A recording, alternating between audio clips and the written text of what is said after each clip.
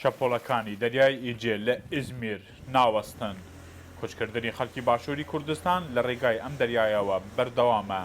ئێرە ناوچەی باسمانایە لە شاری ئیزمیر واتە ناوەندی مامەڵەکردنی کۆچبەران لەگەڵ قاچاقچیەکان کە بە چەند و چۆن بەرەو ئەوروپا کۆچ بکەن. ئێستا قاچاقچیتان بینیوە؟ وڵی ئەسەتان کردووە لەگەڵی؟ یەک دوو قاچاقچیم بینیوە. هەڵێن چی؟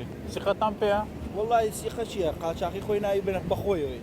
ئەو گەنجانە خەڵکی شاری سلێمانین لەگەڵ خێزان و منداڵەکانیان بریاریان داوە ئەگەر ڕوحی مناڵەکانیانیش لەسەر دابنن هەر دەڕۆن بۆ ئەوروپا. نازانێ ئەو خەڵکە هەموو دەڕۆن دەخنکێن دەمرێن. ئەی بۆ لە کوردستانە ناخنکێم کە پارەم پێ نەوێ و کە خەرزاری خەڵبووم ناخنکێم. بەس هەر دەژی لێرە دەمری.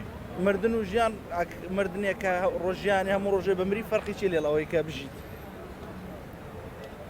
بەس لێرە مەسەلەوە بەس بۆ خۆتی ساماڵ و مناڵش دەبێ گوناحی ئەوان کیا لەگرێ. ئەی گوناحی ئەوان کە من هیچم نییە و هیچم نییە بۆیان جێبێڵم و هیچم نییە پێی بژین ئەوان بەچی بژین. ئەوان نایانەوێت دەم و چاویان ئاشکرا ببن وەک خۆیان دەڵێن چونکە کۆچکردن بەرەو ئەوروپا بۆ تا عیبە. ئەم پیاوە کە دوو کچی کەمتر لە 10 ساڵی هەیە دەڵێ لەبەر ئەوەی 10 ملیۆن دینار قەرزاری حکومەتم کۆچ دەکەم بەڵام خۆی ئاشکرای دەکات 10,000 دلار دەداتە قاچاقچی تاوەکو بە بەلەم تەنیا بگاتە یونان. باشە چی خارجستا ئەزانی هەموو ڕۆژێ خەبەر ئەبیستین خەڵ لە ناو دەریای ئیجێ بمرم زۆر لەوە باشترە لەو دەریای ئیجێدا یەک جار بمرم لەوە باشترە کە من هەموو ڕۆژێ بمرم. ئەی گوناهی ئەو مناڵانە؟ ئەی باشە بەملی ئەو کەسەی کە پارە نادا 5 دانەمانگە من معاشم وەرنەگرتووە.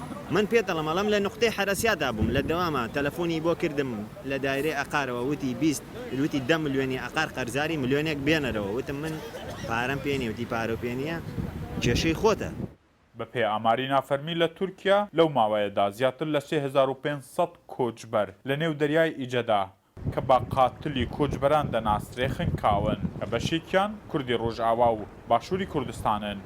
ئەمەیە دەریای ئیجە کە دووستی پەنابەران نییە هەر ئەم دەریایە کوتای بە خەونەکان و ژیانی سەدان کوردی باشووری کوردستانی هێناوە و ئەم دەریایەش ڕەحم نە بە ژن نە بە مناڵ نە بە پیاو نە بە پەکەوت و نە بە پیرەژن دێنێت هەموویان قۆت دەدات.